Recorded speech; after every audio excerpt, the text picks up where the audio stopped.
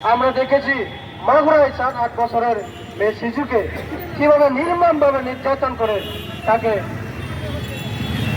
কষ্ট করে তাকে সর্বশেষ তাকে অন্তিম যাত্রায় তাকে যেতে হলো। সংগ্রামী বন্ধুগণ, আমরা দেখেছি 5ই আগস্টের পরে পাহাড়ে 3 পার্বত্য জেলায় একই দিনে তিন জেলায় 3টি ধর্ষণের ঘটনা ঘটেছিল। আমরা মনে করি আজকে এই বাংলাদেশে এই কোনোটারে এগুলো আমরা সুবিচার পাইনি। কোনো ধর্ষণকারী কোনো অপরাধীকে আজকে সরকার যথোপযুক্ত শাস্তি প্রদান করেনি।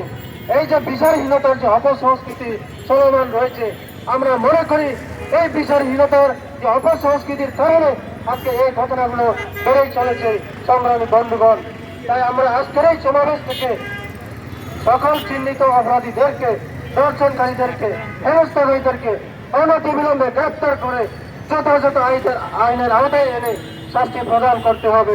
সংগ্রামী বন্ধুগণ, আজকে আমরা দেখতে পেয়েছি যে তথাকথিত ছাত্র জনতার নামে যেভাবে মব কালচার তৈরি হচ্ছে, এই 24-এর অভ্যুত্থানের যে বাংলাদেশে যেখানে নতুন করে বাংলাদেশ বিনির্মাণের কথা হচ্ছে, সেই আমরা মনে করি সেই 26-এর স্পিরিটের সাথে এই ধরনের কর্মকাণ্ড কোনোভাবে মানানসই নয়। সংগ্রামী বন্ধুগণ, আজকে আমরা আর দেখতে পেয়েছি যেখানে পাহাড়ে যে সারা বাংলাদেশে বিশেষ করে সমতল এলাকায় এখানে একটা ব্যবস্থার পরিবর্তন করলেও যে ফ্যাসিস্ট হাসিনার পতন হলেও কিন্তু পাহাড়ে এখনো সেই ব্যবস্থার কোনো পরিবর্তন হয়নি।